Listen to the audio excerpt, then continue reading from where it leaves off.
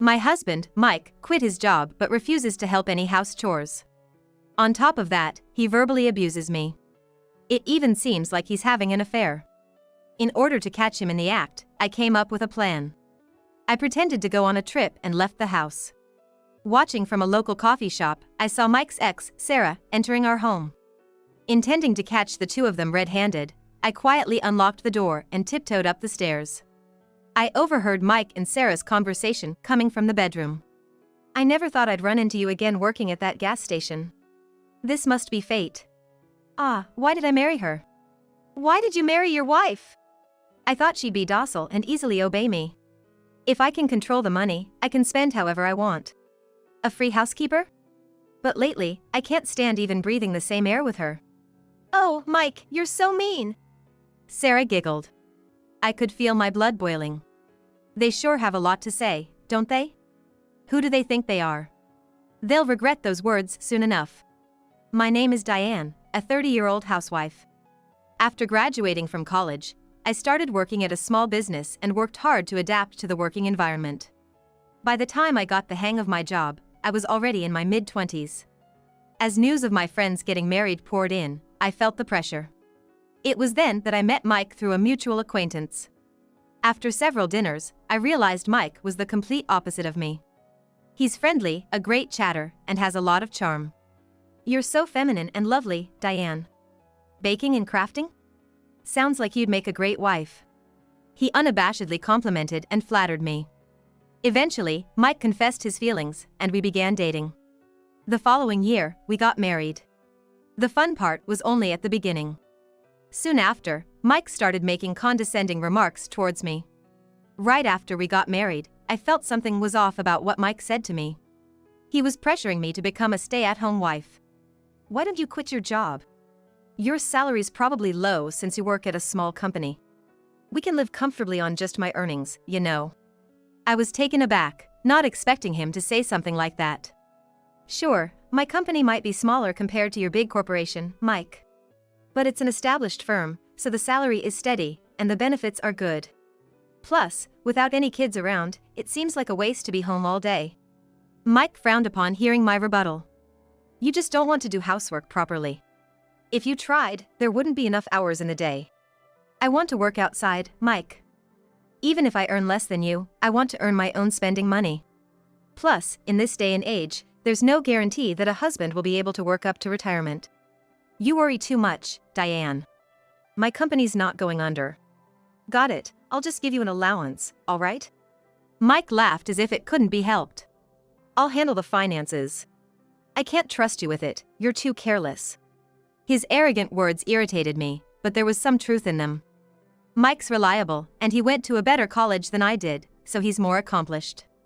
"Anyway, quit your job by the end of this month." "All right, I got it." It was a real shame since I was just starting to enjoy my job, but I couldn't argue with Mike, so I just went along with it. However, Mike's domineering behavior didn't stop there. Every evening when he came home, he started inspecting the entire house. If he found even a single hair on the floor, he'd get in a bad mood. "What did you do all day? Probably just spent it watching TV or on your phone, right? Must be nice being a woman. Get 3 meals and a nap, and your husband supports you." Mike, using the fact that I was a housewife, never helped with any chores. When I was bedridden for 3 days with the flu, he didn't even wash his own dishes and complained instead of being concerned for me. "This mess is your fault. Why can't you take care of yourself? You get sick like this because you're always lazing around. Come on, you can do some chores even with a slight fever." "I'm sorry. This is how it was every day." Mike nitpicked every little mistake I made. I wanted to stand up to him, but I still loved Mike and was afraid of starting a fight that might lead to a divorce proposal. He's probably just stressed out from work right now. If he could just calm down a bit, he should return to the gentle Mike I knew when we were dating. I kept telling myself that, enduring each day. But as if mocking my faint hopes, Mike became more and more arrogant with each passing day. He demanded too much femininity from me. "Always look pretty. Don't embarrass me." "I get it. Keep your hair brown and straight. No pants. Wear a skirt since you're a woman." "I will." Don't wear the same clothes all the time. It'll look like we're broke. Nobody's gonna think that. You're so naive. I check out what the young women in the neighborhood are wearing. Others surely do the same. Just do as I say. Forcing his ideas on me, I dyed my hair monthly, got it straightened, and regularly bought new clothes. Yet, he only gave me an allowance of $50 a month. At first, I spent from my savings before marriage, but when that ran out, I asked Mike for permission to work from home. I thought of resuming my hobby of making bead accessories. Nowadays, if it becomes popular online, it'll sell, which is the convenience of this era. Turns out, it became more popular than I expected, quickly became a hot topic, and in no time, I was booked for the next year. Working only during the weekdays wasn't enough. Even after Mike came home or on weekends, I continued working, which brought sarcasm from him. Must be nice being a housewife. Play at home and still get paid. Oh man, I wish I could play video games all day and earn money. Well, how about I work full-time and you stay at home? Half seriously suggesting that, Mike's face turned bright red in anger. Are you out of your mind? I work hard for that company. Without me, they'd go under. I had to hold back my laughter. Mike's company is a world-renowned corporation. One mid-level employee quitting wouldn't make a dent. One night, a drunk Mike came home and approached me as I was making accessories at a desk in the living room corner. He spoke with a stench of alcohol. Hey, food. I'll heat it up in the microwave. Just give me a minute. I replied hastily. Once I connect the wire with pliers, the piece I've worked on for a week will finally be complete. Just then, Mike leaned over to watch my careful work and suddenly started shouting. Is that more important than your husband's dinner? Everyone's joking around here. Mike grabbed my piece out of my hands and yanked the wire forcefully. Colorful beads glittered in the air, scattering all over the floor. He kicked the table in front of me, threw the bead container against the wall, and then flopped onto the couch, snoring loudly before long. That's terrible, the deadline is tomorrow. Tears streaming down my face, I collected the beads, worked through the night without dinner, and managed to complete it. Exhausted, I sent the piece by express mail. When I got home, Mike was waiting at the front door with a scowl. Where were you so early in the morning? I delivered the piece to the client. The deadline was this morning. Oh. I thought he would apologize for last night, but Mike surprised me with his next words. I quit my job, so you won't have to iron my shirts for a while. Okay. Wait, you quit? Got tired of my incompetent boss. Don't worry. I'm good, I'll find something soon. Mike was full of confidence, but I felt a rising panic. Whenever we discuss finances, Mike gets grumpy, so I have no idea how much we have in savings. Thankfully, we inherited this house from my deceased parents, so we don't have a mortgage. But the burden of supporting both of us has suddenly fallen on me. I reached out to an online shopping company I had previously exchanged business cards with at an event and launched a new brand. After some time, my work started doing well, but Mike just took it easy and didn't look for a job. About a year after quitting his job, Mike reluctantly got back to work. But it was just a part-time job at a gas station, working only 3 days a week. Despite earning less than me, he still acted superior and held tight control over our finances. On top of that, for some reason, he'd get dressed up in the evening and head out. When asked where he was going, he'd say things like, going for a drink with a former coworker. Or, meeting a friend. I suspected infidelity, but Mike always took his cell phone with him, even to the bathroom, and kept it by his pillow when he slept. One day, on our way back from visiting Mike's parents, we stopped at a convenience store for coffee. He mentioned stopping at a rest stop, so I tried to check the distance on the GPS. And then, I found the hotel search history. I was shocked, but at the same time, I thought, yep, just as I suspected. He doesn't really work, doesn't do any chores, and he's cheating on me. All those insults and arrogant attitudes Mike threw at me in the past came rushing back, and I was fuming. I can't stand it anymore. I'm gonna divorce him. But first, I was thinking about getting some kind of revenge. I met up with an old friend, Amelia, for the first time in a while. I told her about Mike's affair and said I wanted to get back at him. She said she had a good idea. When I got home, I brought up the subject with Mike. Hey, remember Amelia from our wedding? Yeah. Can I go on a 3-day, 2-night trip with Amelia next weekend? Of course, on my dime. Mike, wide-eyed, quickly broke into a broad smile. Sounds great. You should take a break once in a while. Just like Amelia said, Mike agreed right away. He's definitely gonna bring his lover into our house while I'm away. Then, on the day of the trip, I left the house with my suitcase. I went out to the main street, crossed the crosswalk, and entered a cafe. There, I met Amelia sitting by the window. As we ate our dinner casseroles, I kept an eye on the street. After a while, a blonde woman with a black hat and black sunglasses appeared. In a street lined with shopping malls and buildings, where families and kids were walking or cycling, this woman was sneaking around, trying not to draw attention, and she looked downright suspicious. When the woman took off her sunglasses and looked up at my house from a side street, I recognized that face. Oh. That's Mike's ex-girlfriend. His ex? Yeah. I think her name was Sarah. I remembered because Mike once showed her on his phone screen.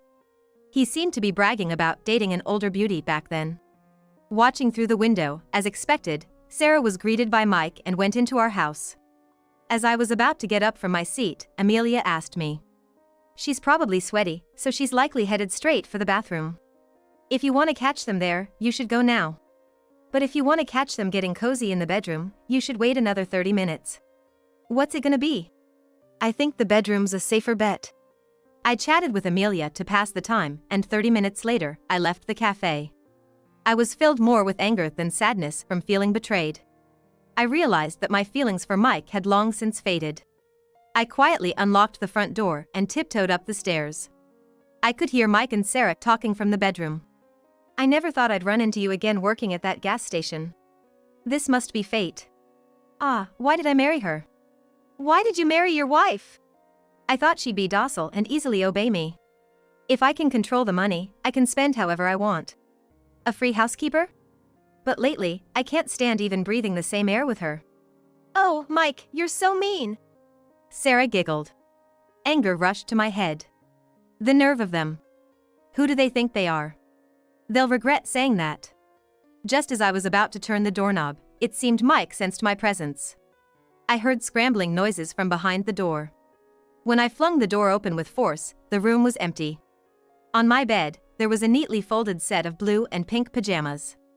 Looking at the window, I noticed the curtain was caught in it. They probably panicked and ran to the balcony in their underwear. I deliberately called out loudly. Mike, are you there? Of course, there was no response. Imagining the two of them trying to hide and crouching on the balcony made me want to laugh. Oh, seems like no one's home. Oh look, the window's unlocked. I walked over to the window, locked it, and left the room. Our house is set back a bit from the main road, but the balcony is clearly visible from there. It's close to office buildings and shopping malls, and there's always a lot of foot traffic, even in the mornings. If people saw a man and a woman on a balcony in their underwear, it would surely draw attention. Serves them right. With a smirk, I left the house. That morning, after staying at a business hotel, I woke up feeling refreshed. I was leisurely considering whether to grab breakfast at a cafe or maybe head to a diner when the phone rang. After ignoring about 30 calls, I finally answered. Mike's voice, sounding like he was about to cry, came through. Diane, please come back. It was the first time I'd heard him sound so vulnerable since we met. Pretending to be oblivious, I asked. Good morning. What's up? Because you locked the bedroom door last night, we got stuck out on the balcony. Commuters and the local old ladies kept staring at us. It was so embarrassing. Oh, I thought you were out since you didn't answer. Sorry about that. I replied with a cheerful tone.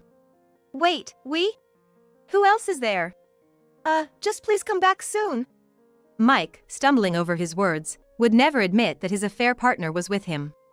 Even though, if I returned, it'd be obvious. I couldn't help but be dumbfounded.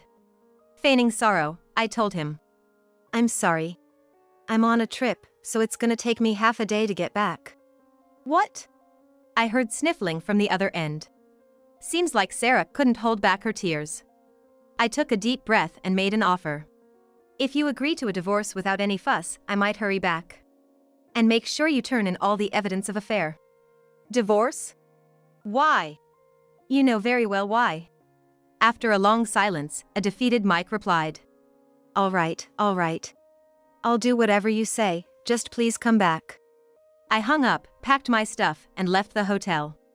After enjoying a leisurely breakfast at a cafe, I stopped by a place before heading home. I noticed a group of local housewives whispering under my balcony. Oh, Mrs. Thompson. Your husband and some woman are on the balcony. What happened? Who knows? I replied with a smile, acting as if it was none of my business, and went inside. Heading into the bedroom and unlocking the balcony door, Mike and Sarah rushed in as if racing each other. Man, that was rough. Mike, only in his boxers, muttered while scratching his head. Sarah, in a bright red lace dress, looked miserable with her makeup smeared from crying and her face puffy. Waiting for Mike and Sarah to get dressed, I spoke solemnly. Now, show me the evidence of the affair as promised. You have texts and all sorts of proof, right? Mike smirked as I hold out my hand. Who do you think is gonna hand that over? What? You're probably planning on milking money from me and then leaving. But I ain't agreeing to divorce. Right, Sarah? Sarah nodded. It seemed that Sarah was knowingly continuing a relationship with a married man. Not sure if he thought I was taken aback by the silence, Mike got cocky and continued. You think you can live without me? Playing the victim over a little affair. Just keep taking care of me like you always have. All right, recording done. I held up my phone and pressed the stop recording button, leaving Mike stunned. I smiled at Mike and explained. I never expected you to obey me. I was waiting for you to incriminate yourself during our conversation. Your comments just now are sufficient evidence of verbal abuse and infidelity. Huh, think it's gonna be that easy? I have more. I've been keeping record of your verbal abuses for over a year. And about the affair, I hired a private investigator about 2 months ago. Just received a bunch of incriminating photos.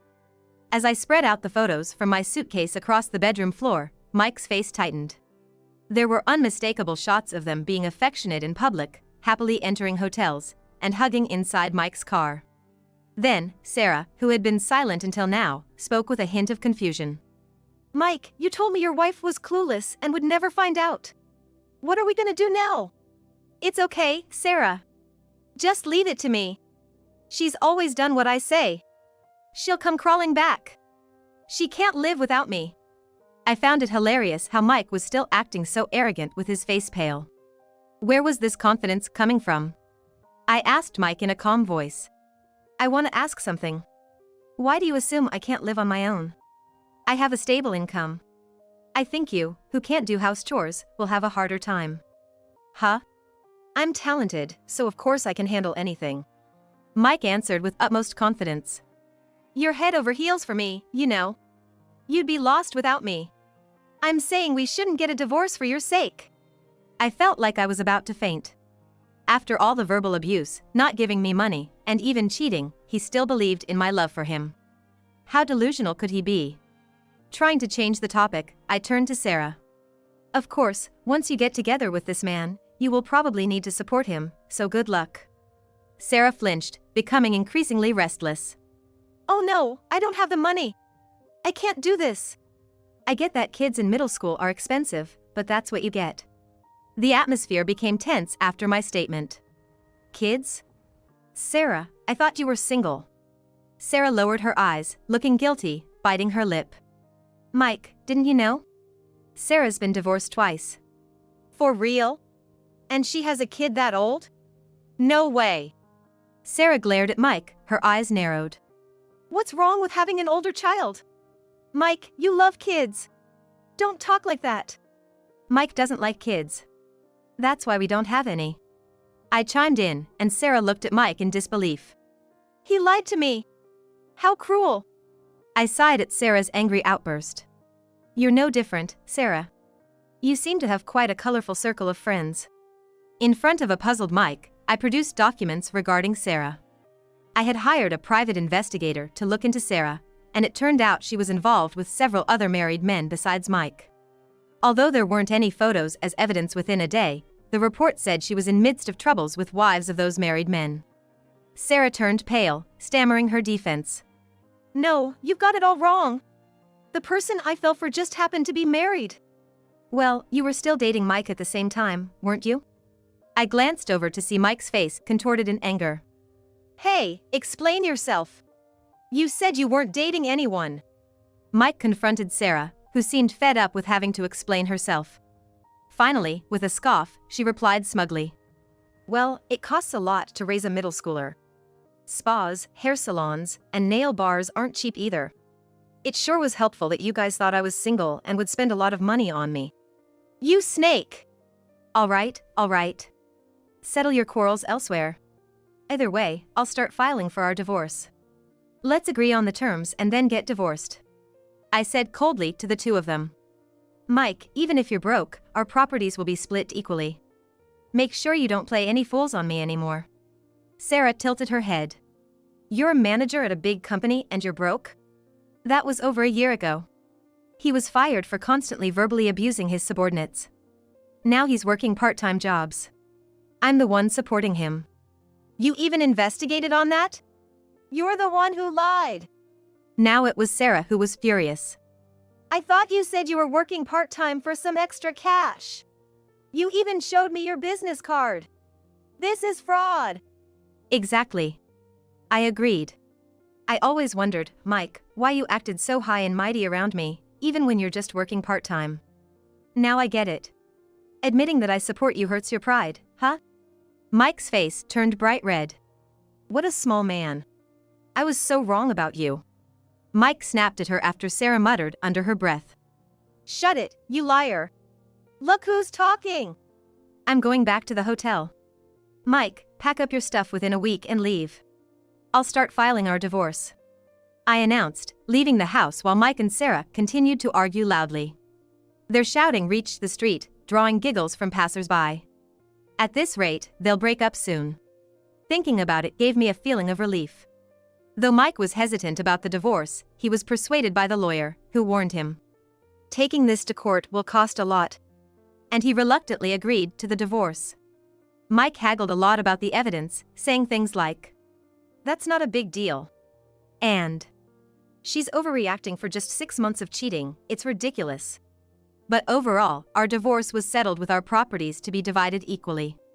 After our separation, he called me begging for support, but my lawyer warned him not to contact me directly, and he seemed to finally give up. The whole process took about half a year after I locked Mike and Sarah out on the balcony. Mike spent all his savings and moved to a 50-year-old apartment, and began earnestly looking for a full-time job to be able to support himself. He finally found a job at a small company where, on weekdays, he has to comply to a younger boss, and on weekends, works at gas stations and barbecue joints, from dawn to late night. After breaking up with Mike, Sarah apparently got involved with several married men, and it seems their wives found out and took action. Turns out, even after the divorce, she lived off money from these men. With no resource for money anymore, having no other option, she started working. I heard she's juggling 3 part-time jobs, working from the early morning to late night. The other day, I saw Sarah in town. She looked gaunt and completely worn out, appearing older than her actual age. After divorcing Mike, I reached out to the company I had reluctantly left and got rehired as a full-time employee. I make jewelry during my weekends. My reputation as a jewelry designer is gradually rising, and lately, I've been getting interviewed for magazines. It's busy but fulfilling days. No longer do I exhaust myself keeping the house spotless or walking on eggshells around my husband, or feeling hollow about my work. On weekend mornings, sipping tea while listening to the chirping of the birds is just delightful. From now on, I want to cherish my alone time and give my all to my work.